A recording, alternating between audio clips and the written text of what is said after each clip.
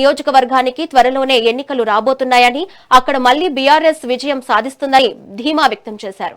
కాంగ్రెస్ ప్రభుత్వం హామీల అమలులో పూర్తిగా విఫలమైందని మండిపడ్డారు.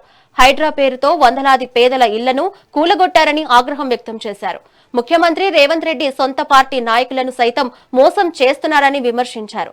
కాంగ్రెస్ నేత మీనాక్షి నటరాజన్ పై దొంగ కేసు పెట్టించడమే కాకుండా ఆమెకు రాజ్యసభ సీటు రాకుండా రేవంత్ రెడ్డి అడ్డుకున్నారని కేటీఆర్ తీవ్ర ఆరోపణలు చేశారు.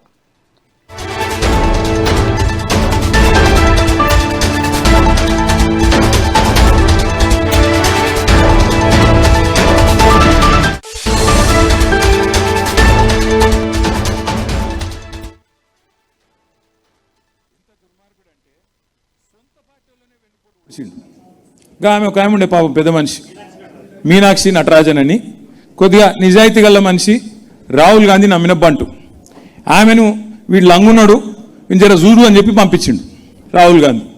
ఆమె కొద్దిగా చూసింది వీడు భూములు అమ్ముకుంటాడు కాంట్రాక్ట్లు అమ్ముకుంటాడు వీడు నిజంగానే లంగున్నాడు అని పోయి రాహుల్ గాంధీకి చెవుదే చెప్పింది. పగబట్టిండు మనోడు.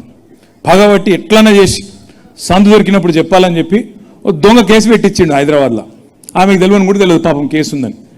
ఆమె పోయి ఏం చేసింది అక్కడెక్కడో మధ్యప్రదేశ్లో ఎలక్షన్ రాజ్యసభ ఎలక్షన్కు నామినేషన్ వేసింది.